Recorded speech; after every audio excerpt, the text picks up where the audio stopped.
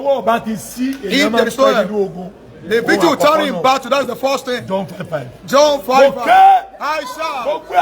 You are smart that are not receiving that. Hear the word of the Lord.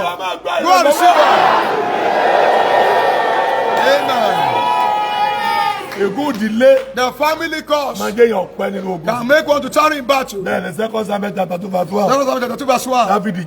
David became the king of 30 years. when he was 30 years old. 17 years, he was fine for him when he was 17 years old. But it became possible when he turned 30. Same thing with Jesus. He became. The covenant must attain this year before they achieve their aims. I said, what? 37 years. She said, I'm 37 years. But you have no friends. He said, yes. My mom said they can only ask her house in a family when we're not 40 years old. She adopted the cause. Stretch your hand forward. The cause of yours that stopped your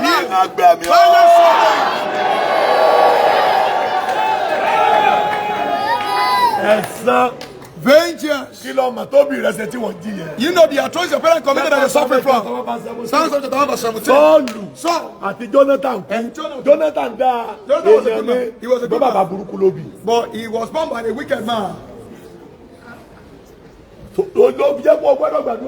why you have to pray. You didn't know the journey of your parents. For vengeance not to visit you. The woman was barren for years. Our pastor prayed at her job. Your mother, she aborted 5-month pregnancy. Going to 6 months. I said she bring her mother. She brought her mother. It's been long.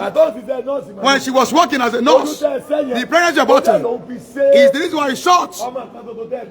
The womb of your daughter, the only daughter. I said, woman, you have no problem. You will make babies.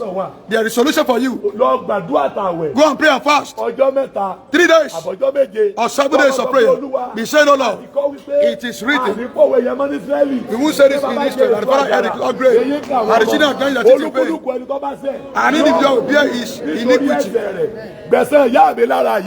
let my mom say the punishment of our sin. Our mom said, what kind of judgment is this? I say you don't have a prayer point. If a prayer is 7 days, big days, 14 days, 7 of sin, mercy transfer judgment. Let mercy speak for me. If you examine your life is not progressing, who should you ask? Ask the avenger. That's avenger you. In the name of Jesus. They want to destroy your journey.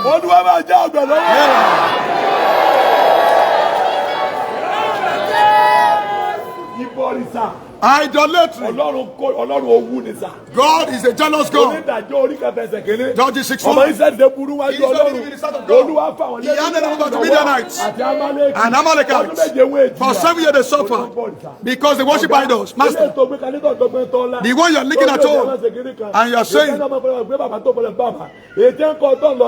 one they taught you and you are doing, the one you are using, the blood of hen and goat to worship, you are going nowhere. You got to accept Jesus for you to be free of battle. I prophesy. Every power of idolatry has stagnated you. The power is destroyed. Amen. Lack of faith can make sure to turn in battle. One may be prayerful or not faith. If you believe, you see the glory of the Lord. Look at Peter and say, Jesus, he said, come over here. He said, who is that? He said, I am the one. You are the one walking on the sea. Are you making use of a canoe? I'm using a plan. So how come are you walking upon the sea? Can I also join you? He said, come over here. He began to walk on waters. So it's so simple. And initially it was a big thing to me. Even because I cannot walk on it. I will be regarding you because of the fact that you are doing what is impossible to be done. So it's so simple. I was getting scared of people before they are powerful. Then he remember, oh, I am walking on waters. And he began to sing. And he got to his ways. He said, Lord, Muhammad are about to swallow me. I do have a white calabash. Just say, come out. Because of faith. If you believe tonight, under 72 hours, in the name of Jesus,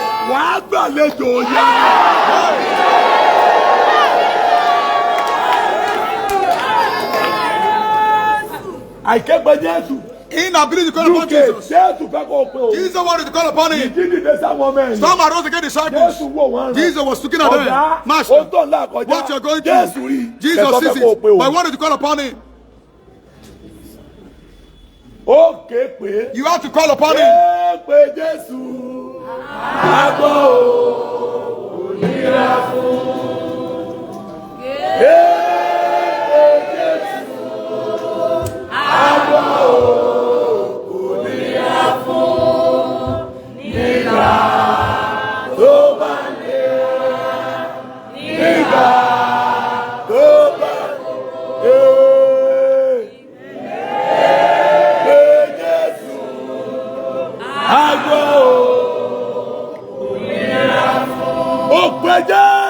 I call upon you because of you. Every evil storm of your life. Be still.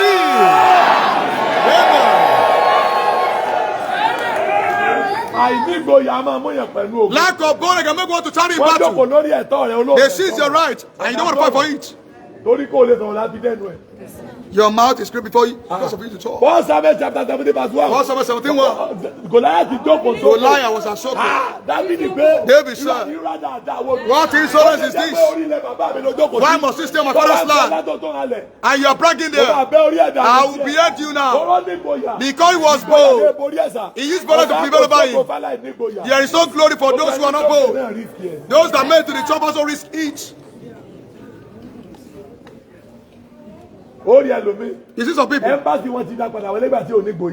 when he lacked boldness, he was sent back from the embassy. He trembled. At they go, at they come, at they gongolo cigar. Opolo go give me belle go give me pikin. Hey. Where are you going to? Níbo ló ń lọ? Amúlòkó. Amúlòkó ni o.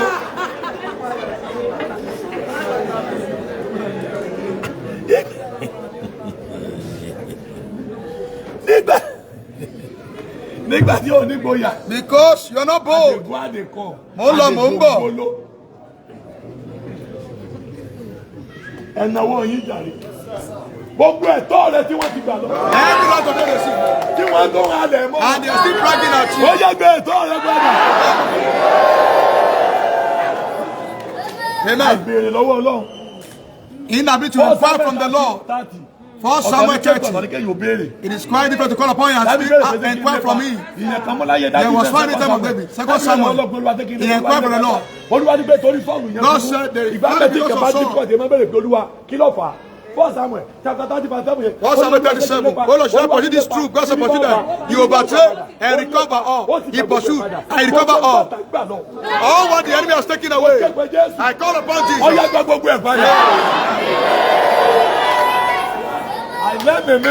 Lack of Holy Spirit. You can't receive power without the Spirit. If your father will whisper to cheat you, this is a cheating world. Master, Holy Spirit, the power of God. Receive it. I'm still working. Lack of love.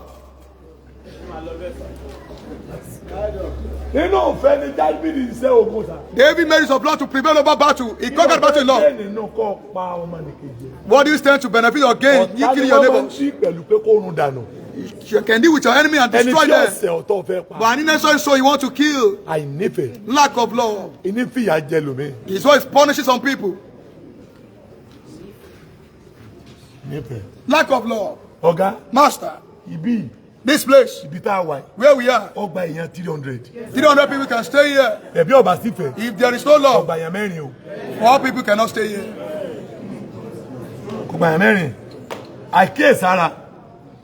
Not being careful or watchful. Not being careful or watchful. If you are glorious, Watch and pray, says the Bible. You must know your enemies. You must know your friends. You must know your child. You must know your wife. You must know your children. You must know things that make your husband happy. You must know what can provoke your husband. You must know how to manage your husband. Some women move out of their matrimonial because they were not watchful or careful enough. So you feel the secret of Allah to the enemies. People that send you, they will later use to mock you that you are mad. Inability to pray. The person that is doing Nabo is my name. He was invited to a party. He didn't pray at all. The man that is doomed. The baker. He couldn't fast for 3 days, master. Vision does not matter. Everything shall be. Prayer has power over it. Yes, sir. Authority located.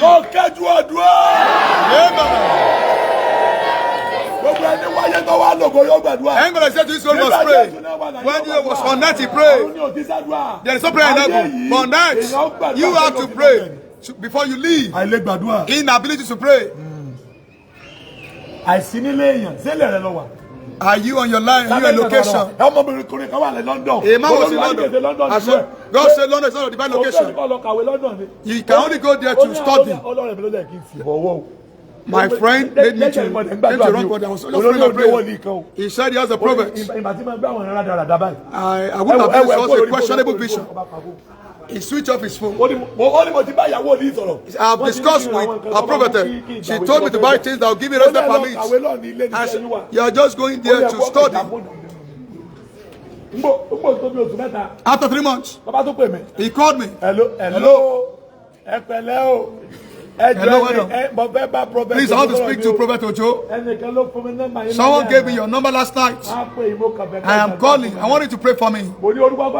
I said, you are not in your divine location and you stay put about there. This is what you said 3 months ago.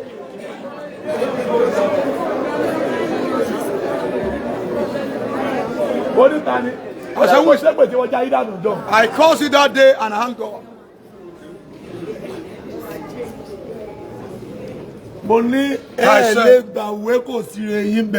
Forget about resident permit. Your goodness is not there. You just travel there. And God got him a job here. He was employed in an oil company and they used dollars to pay him in Nigeria. What he was searching for was available. I have a message for you.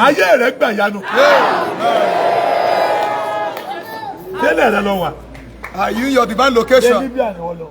You travel to Libya, right? How many years did you spend there? 6 years. 6 years. Some people are in Egypt. Some are in Libya. Some people are in Dubai. Some people are in South Africa. They didn't inquire from the Lord. Is this my life? If you raise your passport, that help me to pray. What I will say is, may the Lord lead you to where your goodness is. Not where you want, but where your goodness is. Let me stop here.